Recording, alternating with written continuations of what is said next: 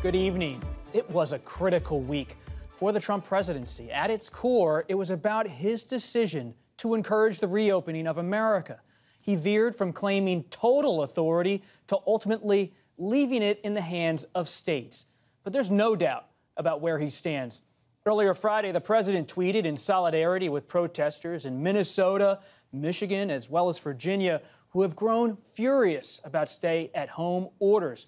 According to the Washington Post, conservative groups have organized many of these events. And joining me tonight are four top reporters who have been covering the president all week and asking sharp questions of him and his officials. Kimberly Atkins, senior Washington correspondent for WBUR, Boston's NPR news station. Peter Baker, chief White House correspondent for the New York Times. Paula, Reid, White House correspondent for CBS News. And Kristen Welker, White House correspondent for NBC News. And all day Friday, there have been headlines across the country about different states taking their own steps to reopen or remain closed. This week, Peter Baker had an exchange with the president about these issues. Can you give us some, maybe the experts, Dr. Birx and Dr. Fauci, give us some sense of how many yesterday? You said 29 states were in good shape. Do you think as many as 29? Yeah, Peter, I think 29 states are in that ball game, not for opening, but I think they'll be able to open relatively soon. I think the remainder are just getting better. Look, New York, New Jersey are having very tough times, and they'll be there. They'll be there at some point, but they're not going to be one of the earlier states. They're going to be later, obviously. It's going to be up to the governors. We're going to work with them. We're going to help them, but it's going to be up to the governors. I think you're going to see quite a few states starting to open, and I call it a beautiful puzzle. A beautiful puzzle, and what a great group to have tonight. I know all of you have been working hard. Paula just stepped right over from the White House briefing room. President Trump still wrapping up his briefing tonight. But Peter, to go to your point with President Trump, what explains this transition from claiming total authority to now stepping back a little bit and saying he's sharing responsibility with the states? Well, sharing responsibility, I think sharing blame as well, right? If something goes wrong, now he can say it wasn't him. He provided guidance, and the governors ended up making the decisions.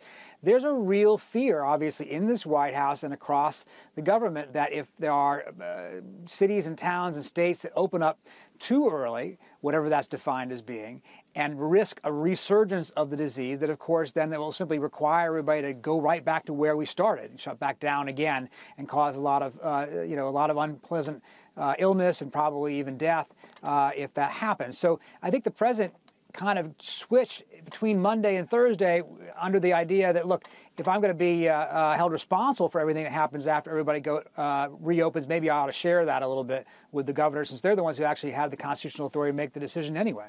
And Kristen, they are going their own way in many of the states. They're not following this May 1st encouragement from President Trump. What have you learned about how states are reacting to the president?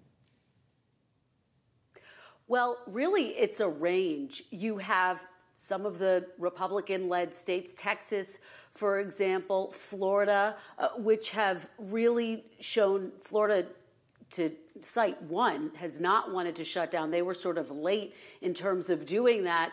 And then Texas, really defiant and really signaling that they are more poised to reopen more sooner than some of these other states. And so I think it really runs the gamut. But when you look at a state like New York, like New Jersey, certainly some of the states that President Trump took aim at, Virginia, Missouri, Michigan, saying liberate these states, essentially siding with some of the protesters who have been out and saying that these stay-at-home orders have just been too tough. And I think Peter's absolutely right. You see President Trump really trying to share the blame of this crisis, particularly as he enters this next phase of dealing with it.